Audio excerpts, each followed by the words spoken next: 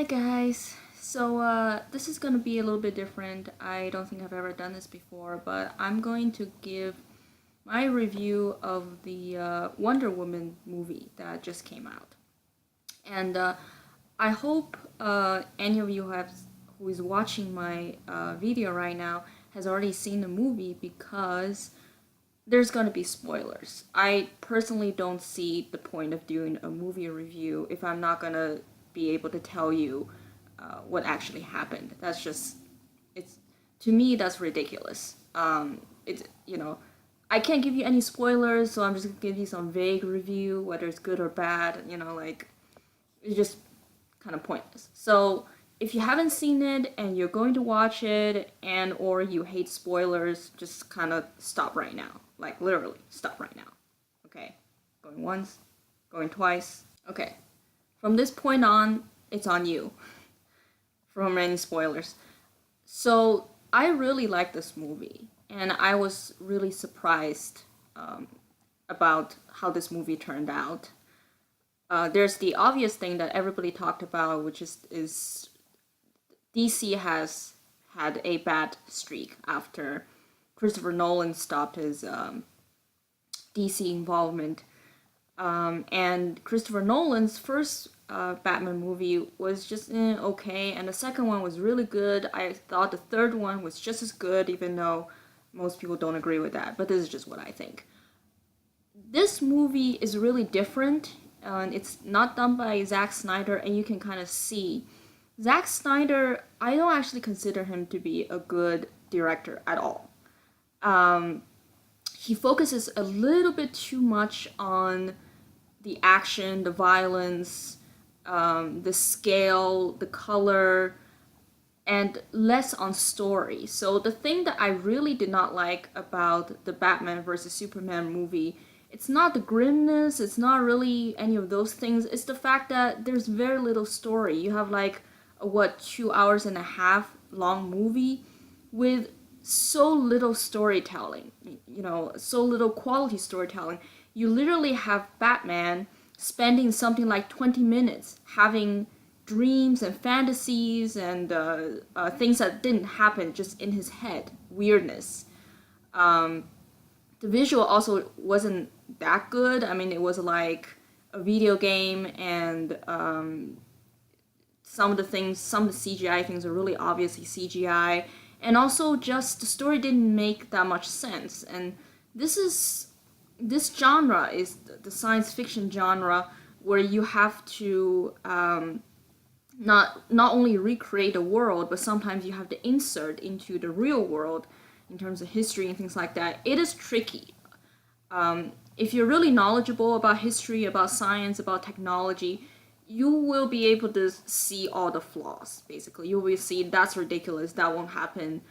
I'm not somebody who's that technology savvy or that knowledgeable about history, but even I can tell so many ridiculous things in Batman vs. Superman. So that should tell you something. Just the things that it doesn't occur to them, for example, to not leave their family members alone, not to take them into like custody or safety, or just leave them out there, even though they know that they could be used as hostages against them. The fact that Batman is supposed to be one of the smartest guys around, and he wants to kill Superman for some reason. And the reasoning behind that is just really stupid. Like, it's like, if you have just above average IQ, you should be able to understand that it's such a stupid thing to want to kill somebody who says that he's on your side when you know how dangerous the outside world can be, and you have this one person who's capable of defending you from those things, yet you want to destroy that person who has declared that he's on your side. Just things like that are just completely like mind-blowingly stupid, nonsensical. This movie, Wonder Woman, it stars the Israeli actress Gal Gadot. She gets to keep her own accent because if you don't have a trained ear for accents from the Middle East and Eastern Europe and those regions, you would think it's very Greek sounding, and I think that was kind of the point. And it's kind of interesting how the rest of the Amazonians, they have to learn like her accent or something similar to her accent because they're all supposed to be Greek. So this is supposed to be a Greek accent, and her accent sounds close enough to an untrained ear. She didn't impress me that much in Batman versus Superman. Just that there was not a lot of screen time, not a lot of stories regarding her. In this movie, she really impressed me. I think she impressed a lot of people of her range and of her sincerity, of giving dimensions to a Wonder Woman movie. And it's a very interesting interpretation. The thing I really, really liked about this Wonder Woman movie is it's like it's like the movie involving the most, arguably the most misandrist character in all of Marvel, all of DC, and it's the first movie that showed men's issues. Now I know that some of you are going to go like, oh my god, you're going to go into politics. I'm sorry. I mean, I'm pretty much, you could say, I'm being triggered by this whole controversy regarding, this women only screening, but also I saw the 2009 cartoon version of Wonder Woman, and it was just full on misandry, pretty much. 2009 was when things got really bad because this is the economic crash sort of thing, and this is when the social justice warriors emerged, and things are starting to going towards that direction. And if you've seen in that movie, they made it really clear that the Amazonians are women because women are somehow more pure, better. And when they mean men, they don't mean human beings in general. There's the two words that kind of conflict with each other. They literally mean people with penises, and that they are corrupt, and that they tend to be womanizers, and they tend to be bad. And you have Captain Steve Trevor, who's this archetype of like the womanizer, basically. He talks about Wonder Woman in a really sexualized way, those kind of a thing. So I didn't really like that movie, and so I was kind of going like, I hope they're not going to make it like that into this Wonder Woman live action movie, and they didn't, which is what I'm really glad. In fact, they went the opposite route. That's what's really surprising to me. Like, they really showed how bad men had it in war, and down to the very finite detail of like men losing their limbs, very bloody, they're losing their eye, and there's even a character with PTSD, which you almost never see, like an average man with PTSD and how that actually affects him, and you don't see that in any of the other Marvel, DC, or even really most blockbuster action movies. So it's a really serious movie. It's like Wonder Woman and the war, and what I really like about it is that they try to make it look like Wonder Woman's whole journey and also what she thought of as what's causing the war, which is Ares. She thinks that Ares is the one who started the war, and if she just kills Ares, then the war will end. But then it just turns out that even though this is a DC movie and it's kind of clear that Ares was a real person, and of course, they fought at the end, and it seems like after she won, it really did help, right? That's the fantasy part, but it didn't have to be. Ares was this figure who just kind of comes in and out, almost like he's in her head. So none of that could have actually happened. It could have all been what she imagined it to be, and it didn't. He didn't have to be there, and things could have worked out the way that you see how the ending of the movie worked out. And I think that's the really beautiful part about the movie that really touched me. How you have a fantasy, almost like a fanfic, that highlights and reflects reality. So the fantasy doesn't need to be there, but the reality is there. The second thing I really like are the characters. They are really, really, really different from all the other Marvel, DC movies I've seen, and I've seen all of them. The difference is that they're so genuine and so real. They are probably the least archetypical characters I've seen in all of DC and Marvel. So you have Wonder Woman, and she's supposed to be this female model, but they portrayed her into a naive woman. Basically, somebody who's been taught one thing, but then she has to go and actually experience what the actual situation is. And there's this very interesting theme in the whole movie, which is that naive women don't know how much men have to sacrifice themselves to do what's right, right? This is like the whole story, pretty much, relationship between men and women across history in a nutshell. So it's really beautiful that they are willing to. It's daring that they're willing to go down this route. So there's that. So she's the naive woman. She's not a role model so much as she's like a student. She's learning things. She has this idea, but then she's slowly learning that things are not what she learned in the storybook. And then there's the male character, Steve Trevor, which is like, honestly, he's the first real man that I've seen in any DC Marvel comic book movies. And what I mean by a real man is that he's the guy who you most likely will meet in your life. I mean, maybe not that good because, most men are not that good looking and they're not that smart, etc. But out of all the major characters in the Marvel DC universe, he's the guy who you most likely you will meet. So he's not, he's the least archetypical male character. And by that I mean, if you look at Marvel DC, right? So you have Superman, the first one, and Superman is basically the perfect man. They always have to hire like the tallest, best looking actor.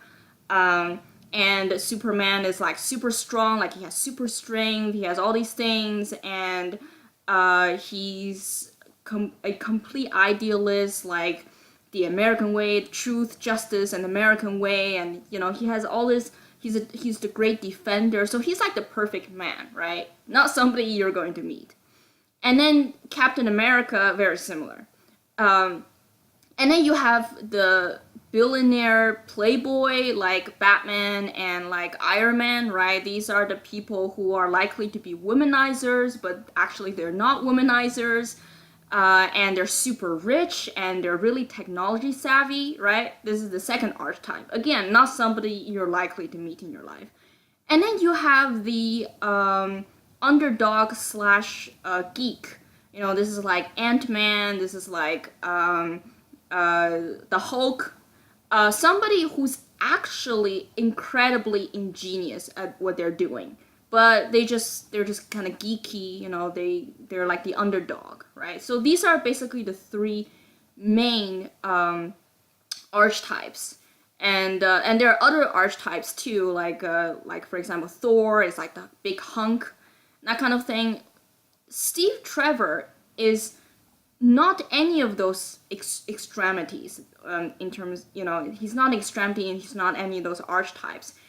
He's really somebody who's, he's good at what he does. Like, he's above average. Like, there's a line in the movie, there's a scene in the movie where really he was naked, and then Wonder Woman goes and sees him naked, and she asks him, regarding his size.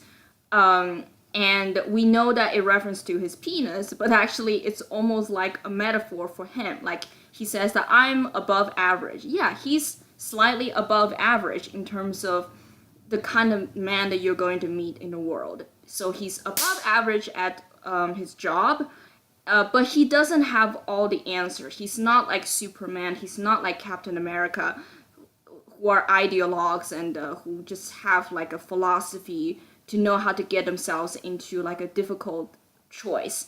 He's somebody who really doesn't have all the answers. He kind of goes along with the Wonder Woman narrative about stopping Ares. He doesn't know, he's not sure, he has seen some really crazy stuff, but he doesn't actually know what's going on. He just knows he needs to do his duty. And that's really, kind of the gist of what men have to go through throughout the centuries. So they're not wisecrackers, and they're not they're not the people who are really good with hooking up women, or really rich, or any of that things. Like, they're the people who are told, this is your duty, you need to do it, and they do it, you know, regardless of the consequences. And they have to make a lot of sacrifice that they don't know why they have to make the sacrifice either, right? Because they're the scene at the end where Wonder Woman, she kills the person that she thought was Ares, but he actually wasn't, and she saw that that didn't stop the war. People were still gonna go and continue on with the war, and she was confused, and she said, why didn't it stop the war? And Steve Trevor just said, I don't know. Maybe maybe any of this is just, it's not what you think. There's no easy answers. Maybe this is just us. I mean, this is just how the world is, and what you have to do is really do what you believe in, basically. And that's basically the gist of history of mankind. You don't have all the answers. You believe this is the right thing to do, and you do it, and you don't have it all flushed out. You don't know why you need to sacrifice yourself. You don't know why war is happening. You don't know why people are acting this certain way. You just know that, well, I think this is what I need to do. I think this will work out for the best, and I'm going to do it. There's a scene, very touching scene at the end. I teared up, like I cried. And that's the sacrifice of Steve Trevor. It was really, really touching in that, again, it was portrayed extremely realistically. Like, he didn't go and declare in like a big poetry, way to the woman that he loves, like how many chick flicks like to portray a guy. Like, the guy just suddenly blurs out the most beautiful love declaration that a woman would like to hear, right? I mean, men are not like that. I mean, most men are not like that.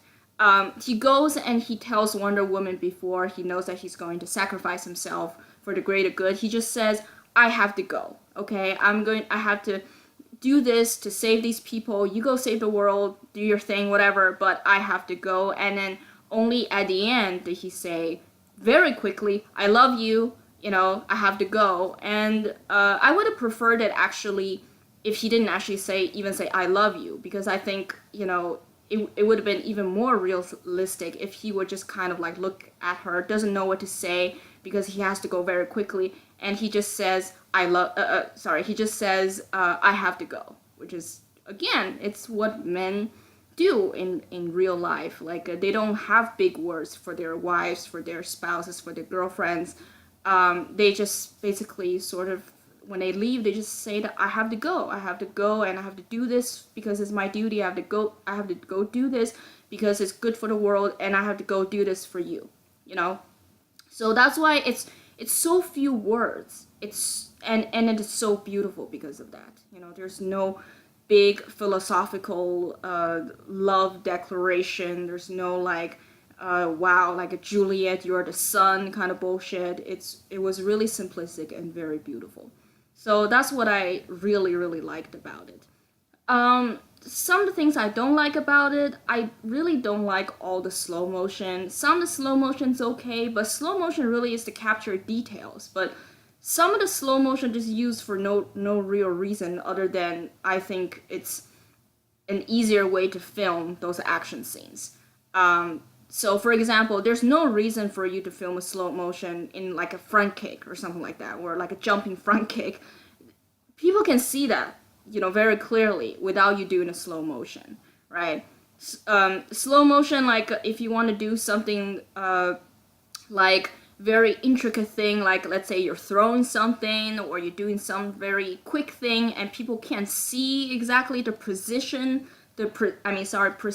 of what you're doing, then you use slow motion. But just slow motion, charging, those things, I don't like it because it slows down the movie. I think it wastes time, it wastes minute for the movie, and it's less exciting. You're just like, oh, come on, right? So I don't like that.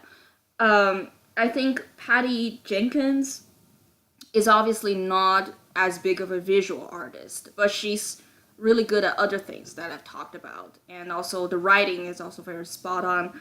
I don't know who I should give credit to for this movie, how it's portrayed, her or the writer, or maybe both, I don't know. But overall, the fact that she took on this project and she didn't step away from the realism of the things that men have to go through, even in such a big political climate, I have to applaud her.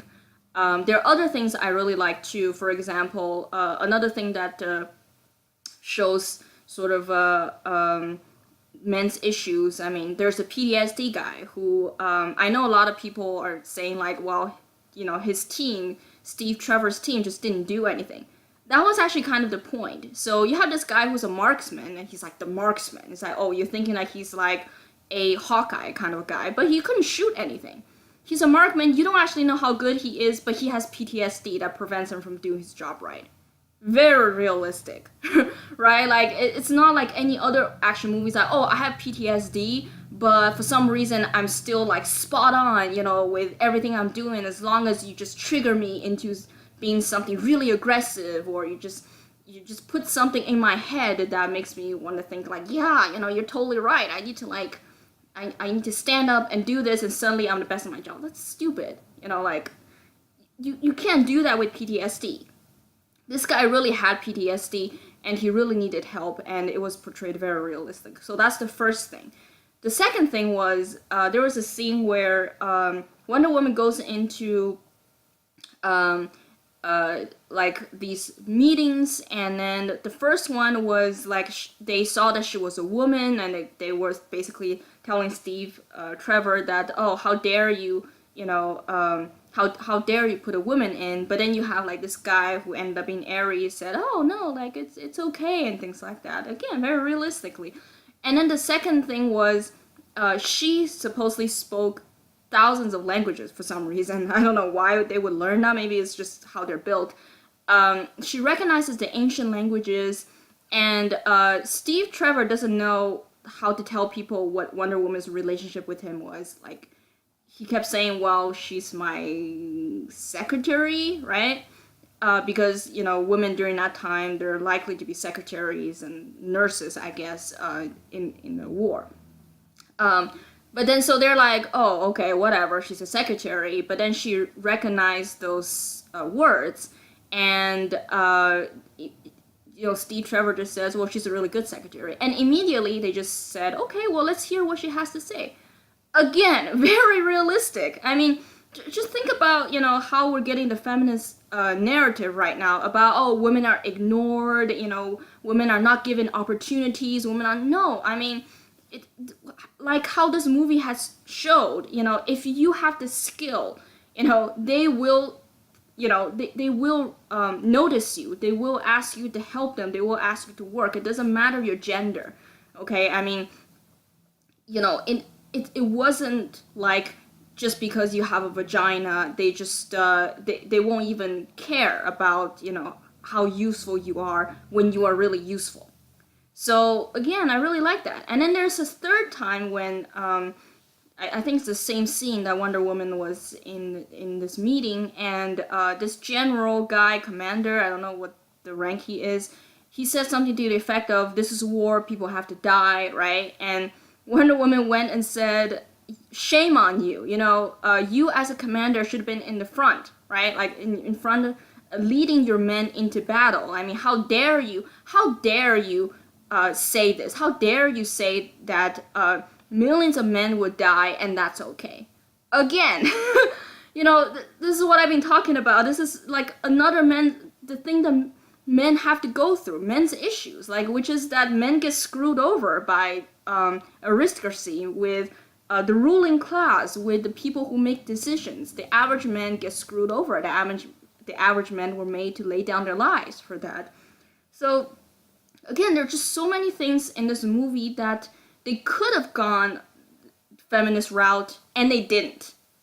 And so it's just so ironic. The irony is almost refreshing to me that it takes a woman director and putting supposedly the most misandrous character into a live action movie to reflect truly, for once, the situation with men. I mean, of course, some of you may say that I'm exaggerating a little bit, but really, if you really just look at all the Marvel DC movies, just look at all of them and then look at this one. And I think you will have to agree that this one showed men's issues the most. This one is the most balanced when it comes to showing men's issues. So I think that's all I have to say. I really recommend watching it. I felt really touched, and I felt the story was really, really beautiful.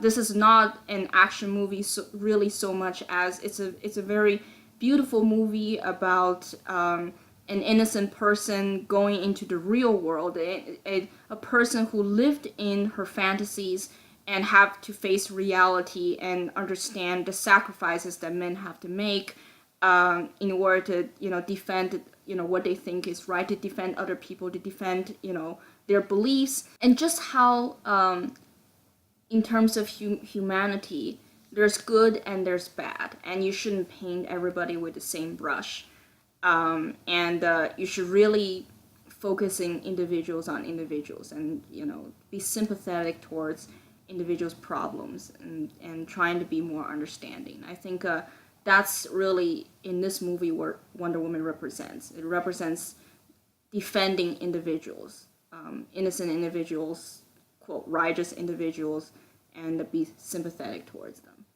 So if you have seen the movie, tell me what you think. Did you like it? Did you not like it? And if you haven't seen it, go see it. I think it's worth your money, and I think there's a lot to talk about regarding this movie in the context of the current political climate. So yeah, bye!